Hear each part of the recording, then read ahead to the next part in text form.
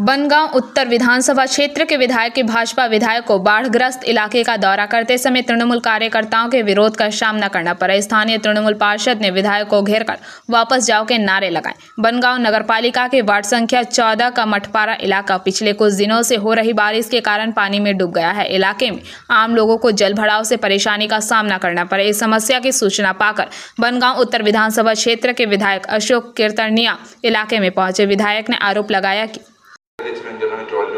দেখুন, আমাদের 14 নম্বর ওয়ার্ডে একটা অংশ জলমগ্ন হয়ে গেছে। আমি সেখানে গিয়েছিলাম। এটা আমাদের ওয়ার্ড।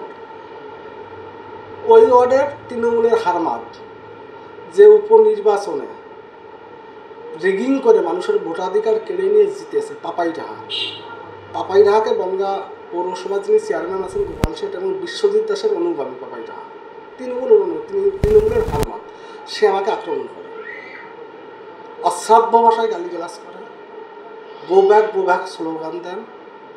তাদের বক্তব্য আমি 14 নম্বর ওয়ার্ডে ঢুকতে পারবো। হয়তো আমি মতুয়া সম্প্রদায় বলে হয়তো সেটা বলেছে যে আমি 14 নম্বর ওয়ার্ডে ঢুকতে পারবো না। 14 নম্বর কি বাপের ওয়ার্ড? রিগিং করে জিতেছে। এর আগে বিধানসভা ভোটে 14 নম্বর ওয়ার্ডের মানুষ দুহাত ভরে বিজেপিকে ভোট দিয়েছে। লোকসভা বিগত দুটো লোকসভা ভোটে 14 নম্বর বিজেপিকে দুহাত ভরে আশীর্বাদ দিয়ে ভোট দিয়ে জিতিয়েছে। পাপাই ঢাকা কি বললো, তৃণমূলের হারমাত বাহিনী কি বললো, যেখানে ঢোকা যাবে না, গো ব্যাক ঢোকা যাবে না। ভারতীয় জনতা পার্টি শুনবে না। ভারতীয় জনতা পার্টি কোনো হারমাদের কাছে, তৃণমূলের হারমাদের কাছে মাথা নত করবে না। সময় পরিবর্তনশীল। যেসব হারমাদরা আজকে বাড়াবাড়ি করছে, সময় আসবে, ভারতীয় আমাদের সময় আসবে। বনগাঁর মানুষকে সঙ্গে নিয়ে এর যোগ্যতম জবাব পাপাই ঢাকে দেব। আপনি তো উত্তরের বিধায়ক, আমি এই বিধানসভার বিধায়ক। আজকে আপনারা ভাবুন, একজন বিধায়ককে যদি এইভাবে আক্রমণ করতে পারে। কোনোদিন তিনি আসেনি। মানুষ অতিবর্ষণের ফলে জলে, আমাদের নিচু অঞ্চলগুলো জলে প্লাবিত হয়।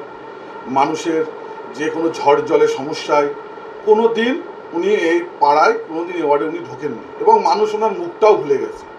তাই 2026-এর আগে উনি আবার একটু মুখ দেখে যাতে মানুষ ওনাকে চেহারাটা মনে রাখতে পারে, একটু রাখে, সেই জন্য উনি এসেছিলেন এবং সাধারণ মানুষ তার প্রতিবাদ করেছে। সাধারণ মানুষ যে ওনাকে পায়নি, ওনার সাথে তো কোনো বাকবিতণ্ডা ঝগড়ার কোনো জায়গা নেই। বলেছে আপনি 5 বছর যে আমাদের বিধায়ক আছেন, আপনি কোনোদিন আমরা আপনাকে পাইনি কেন? আমাদের এত কষ্ট যদি কোনোদিন হয়ে থাকে, তাহলে আপনি বিধায়ক হিসেবে তো আপনার আমাদের পাশে থাকা উচিত ছিল। আপনি কোনোদিন ঝড় জল বন্যা কোনো দিন আপনাকে পাশে পায়নি। তাহলে আপনি ভোট নিয়ে চলে যাবেন আর শুধু ভোটের আগে শুধু মুখ দেখাতে আসবেন আর সারা বছর আপনাকে পাওয়া যাবে না, এইটাই মানুষ বলেছে।